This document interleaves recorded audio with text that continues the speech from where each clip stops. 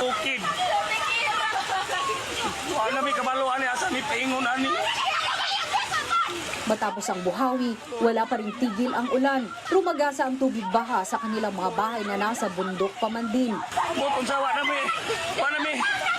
may kabalog. Sa may mudagan ani ang among mga silingan diri wala gid ko kabalog unsay nitabo sila. Kinabukasan, tumambad sa mga residente ang sandamakmak na troso. Ang mga residente pahirapang makatawid sa ilang daanan dahil sa mga nakahambalang na kahoy. Perwisyo rin sa ilang motorista ang mga nakahambalang na nagtumbahang puno sa ilang tulay at kalsada. Ang semento nga ng gilid ng tulay na ito bumigay na matapos ang baha.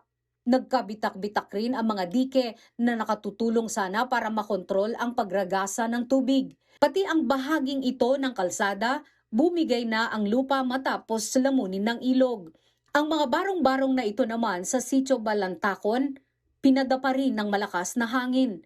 Nabalot din ng putik ang mga bahay kaya hindi na makauwi ang mga lumikas na residente. Ayon sa lokal na pamahalaan, di bababa sa 28 bahay ang tinangay ng flash flood sa Jose Abad Santos. 9 na residente ang nawawala. Natangay na ang flash flood po sa market. Hindi pa rin po nakikita. Tapos yung 5 po? Yung 5 po, wala pa po kaming further details po. Progressive po yung report natin today about the flash flood.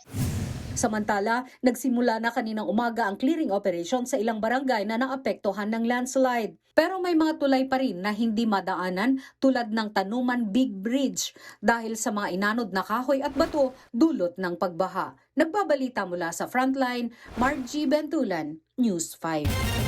Mga kapatid, Nikki de Guzman po. Para sa pasada ng mga rumaratsyadang balita, mag-follow at mag-subscribe na sa social media pages ng News 5.